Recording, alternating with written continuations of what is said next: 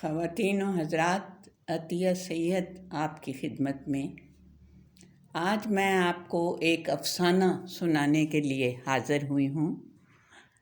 میرے افسانے کا نام ہے تتلی، اور یہ ایک چھوٹے سے بچے کی کہانی ہے۔ وہ بچے جو اکثر چوکوں میں آپ دیکھتے ہیں کہ پاپ کارنز کے چھوٹے چھوٹے لفافے گھر کے بنے ہوئے بیچ رہے ہوتے ہیں۔ ایسا ہی ایک بچہ ہے جس کی یہ کہانی ہے۔ اس کا نام حسنی تھا اور اس کا باپ فوت ہو گیا تھا۔ اس کی ماں نے دوسری شادی کی، اور کیونکہ وہ اپنے آپ کو کسی مرد کے بغیر سنبھال نہیں سکتی تھی۔ وہ آدمی جو اس کا دوسرا خاوند تھا، وہ بہت بے رحم اور سخت مزاج تھا۔ اس نے حسنی کو کہا کہ تم پیسہ نہیں کما کے لاتے۔ تو حسنی بیچارہ اس نے کہا کہ میں کیا پیسہ کما کے لاؤں۔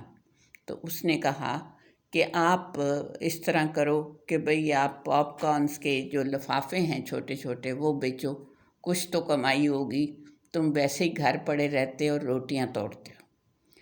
تو حسنی بیچارہ اس کے کہنے کے بعد وہ لفافے لے کے وہاں پہنچا چوک میں، جو اس کے گھر کے قریب ایک سڑک تھی جو کہ بالآخر نہر کو ٹچ کرتی تھی۔ اور وہ سوچتا جاتا تھا کہ نہر کے ایک کنارے پہ تو ایسے لوگ رہتے ہیں اور دوسرے کنارے پہ مجھ جیسے، جن کا کوئی والی وارث نہیں، جن کا کوئی دیکھنے والا نہیں، اور وہ اسکول جانے کے بجائے ایک پاپ کارنز کے لفافے لے کے چوکوں میں بیٹھتے ہیں۔ بہرحال یہ بچہ یہ چلتے چلتے نہر کے کنارے انہی سوالوں پہ غور کرتے کرتے اس چوک میں جا پہنچا، جو کہ اس شہر کا ایک مشہور چوک ہے۔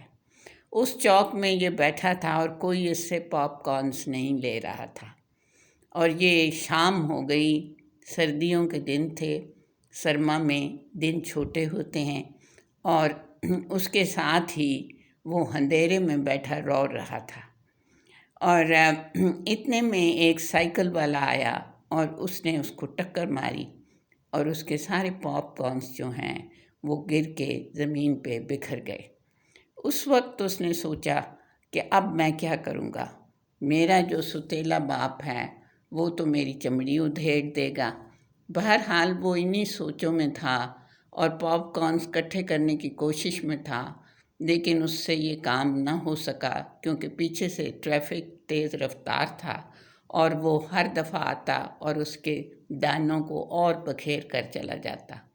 اب اس نے سوچا کہ میں شام کو گھر جاؤں گا تو کس منہ سے جاؤں گا، اور جاؤں گا تو وہ میری کھال اتار کے رکھ دے گا میرے ہاتھ پہ، میرا باپ، ستیلا باپ۔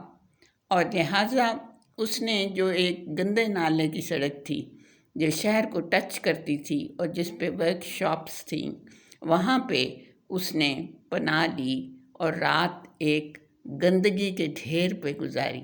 صبح دم جب وہ اٹھا تو اس نے دیکھا کہ اس گندگی کے ڈھیر میں ایک تتلی بڑی پیاری سی چل پھر رہی ہے اور اڑ رہی ہے۔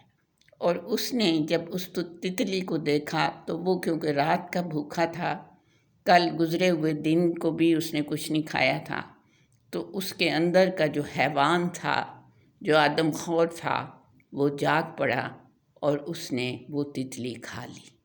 شکریہ۔ یہ میری کہانی ہے آج کی، جس کا عنوان تھا تتلی۔ خواتین و حضرات، اگر آپ یہ کہانی کا خلاصہ تھا جو میں نے پیش کیا، اگر آپ کتاب پڑھنا چاہیں تو اس کتاب کا نام ہے دشت، بارش اور رات۔ شکریہ۔ پہلا شکریہ۔